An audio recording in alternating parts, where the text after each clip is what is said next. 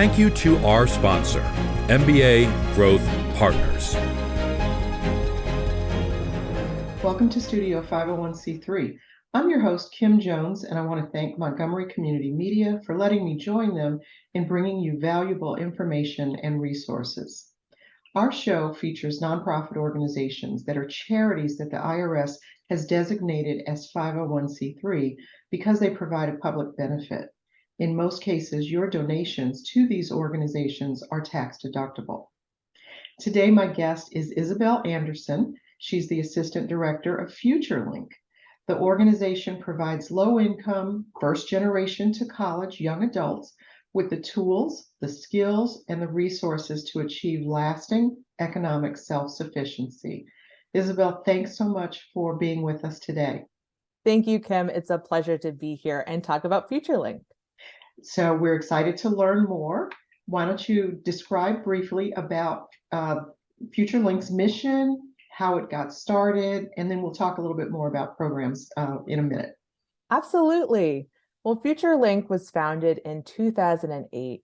And as you mentioned, we were really founded in order to help close the opportunity divide for primarily first generation to college young adults that reside in Montgomery County. And we are a hyperlocal nonprofit organization with really deep community ties.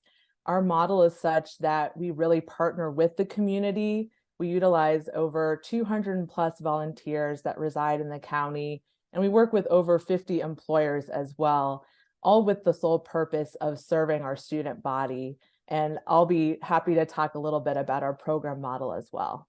So the students that you're serving, are they a particular age range? Are they only high school students, or do you start younger and then move up the ladder with them? That's a great question. So we actually serve students that are primarily between the ages of 18 to 25. Majority of our students start with us actually at Montgomery College, about 90% of our student body does. But with that being said, while we capture that student age, we work with students for upwards of 4.5 years in our program. And so we serve students as long as they need us in that capacity. As long as our students are self-advocating and still getting a lot out of our program model, we are walking alongside them in that process.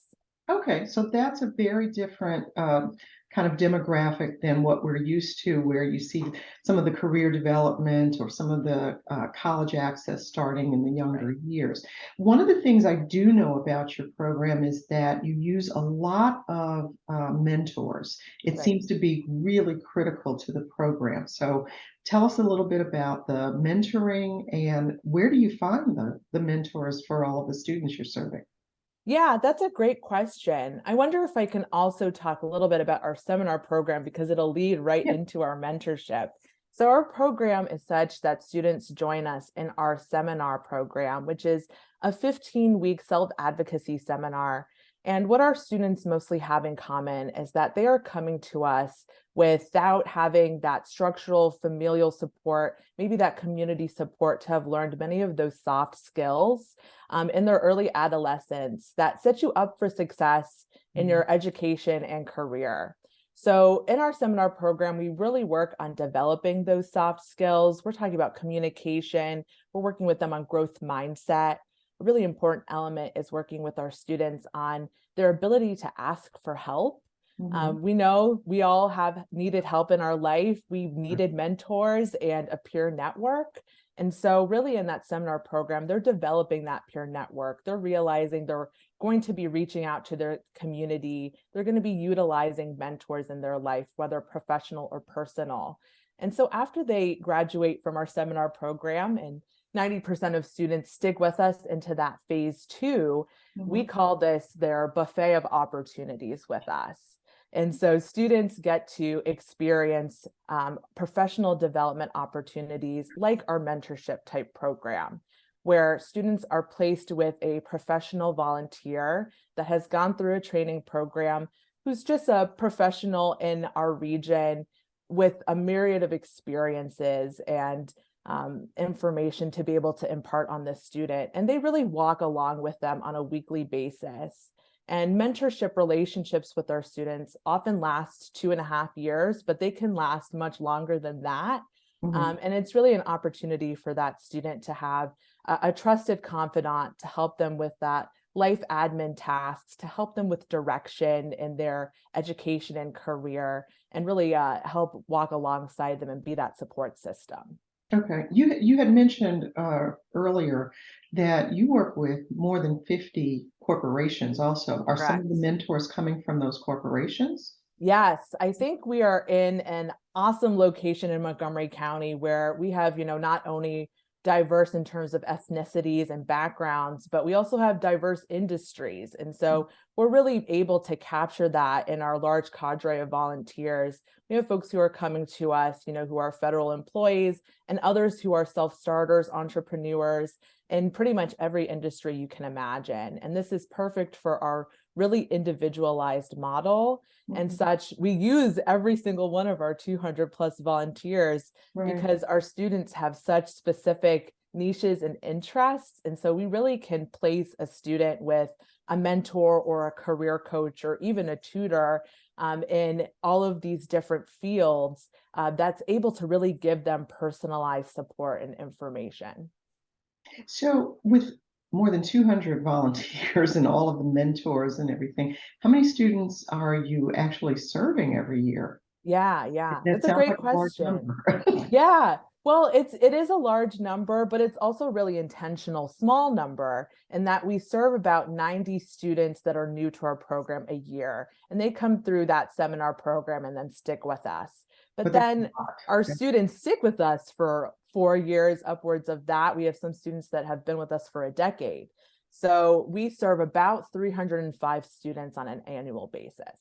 Oh, wow. Okay, so 90 may not sound like a big number, but it actually is. When you're doing all that you have to do with them and you're trying to do all of this matching, that's significant. And like you said, it's intentional, carrying it over across years as well. So I want to come back and talk a little bit about some of your business partners and your other program components, but we're going to take a short break. And then we'll hear more about all of those programs and services provided by FutureLink.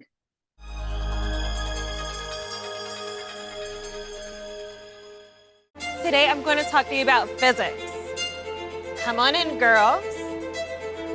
Let's go. This is the first rocket to get humans to Mars. Really tall. I'm a rocket structural engineer, designing and building parts of the rocket. You are the generation that will be stepping foot on Mars. Do I have a group of astronauts on my hands? Yes. You can become a rocket scientist or whatever else you want to be.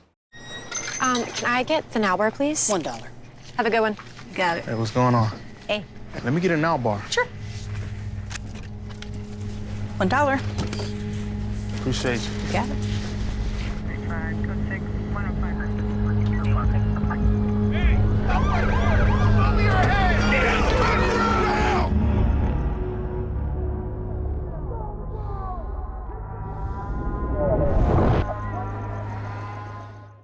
There are 16 million children struggling with hunger in America. This is a serious problem, but one we can solve. Visit feedingamerica.org to help. Together we can solve hunger. Together we're feeding America.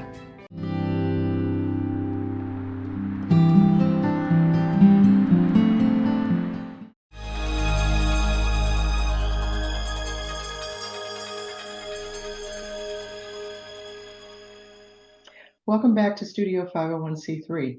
I'm talking with Isabel Anderson, the Assistant Director of FutureLink. So before the break, Isabel, we were going into talking a little bit more about your business partners and some of your program components. Do you want to tell us a little bit more about that? Absolutely. Yeah, we mentioned before that we work with over 50 employers in the region. And again, we're a hyper-local nonprofit organization, so we really are focused on building up this next generation of workers in Montgomery County, but also being able to create networks for our students that will take them beyond, right? So we work with 50 employers, but we have really strong relationships with 8. We actually have 8 memorandum of understandings. And this is because we are really building up our career coaching program. And this is a really important new addition to our phase 2 program that really was born out of the pandemic, seeing our students just have a need for continuous professional development resources, and also just maybe not having a really defined idea of what career path they're looking to pursue. And so within that career coaching program, there are 3 tracks, and our students work with a professional volunteer on first exploration, and then they work with our professional volunteers on developing their professional toolbox.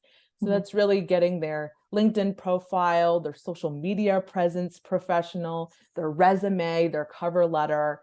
And then in our career connections track, that's really where our students are prepared. They have been able to do interview practice. They have worked with a mentor or a career coach that we feel very comfortable for them to represent FutureLink and represent themselves in a professional manner, and actually go out and get an internship with one of our partners. Oh, and so I have another question about that, but Yes. before I get there, are the career coaching and the exploration, everything, is that kind of a sequential?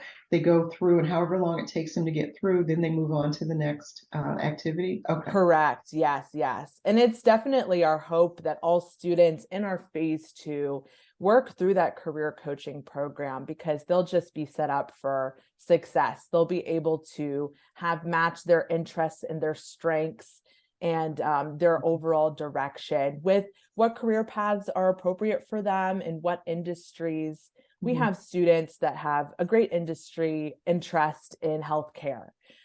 But within that healthcare industry, there are lots of different paths. It might not necessarily be as a nurse practitioner or a doctor. It might be that you just have a love of serving others, and it might look like social work. It might look like many other things. It might look like data analytics. And so within that career coaching program, they get to develop their interests and find what career path within each industry might be appropriate for them. And that's very important. We've only got a couple of minutes left, but Sure. when you mentioned earlier about obtaining internships, and as a result of the pandemic, trying to place more emphasis there, so many students across the country were shut out of opportunities because of either shutdowns or companies not knowing how to allow interns to work remotely or having opportunities. And so many students didn't have. So the fact that you're paying attention to this is very important. So we've only got a minute left. How can more people get involved? We, as I've mentioned, are always in need of volunteers at FutureLink. We really utilize every volunteer with their interests, their backgrounds. We really try to utilize them to the best of their abilities. And so folks can find us on our website and get involved, be a mentor, volunteer with us as a career coach. We're also simply looking for volunteers who might be willing to do informational interviews in their industry. And so there's a place for everyone at FutureLink, and we really rely on Montgomery County. I'm going to stop you there. We're running out of time, but Isabel, thank you so much for sharing this information about FutureLink. The audience should know, for more information, you can visit their website at futurelinkmd.org. Isabel, thanks so much for being here. I look forward to seeing you again soon. Thank you so much, Kim. I'm Kim Jones. Thanks for joining us, and come back for another edition of Studio 501c3 on Montgomery Community Media.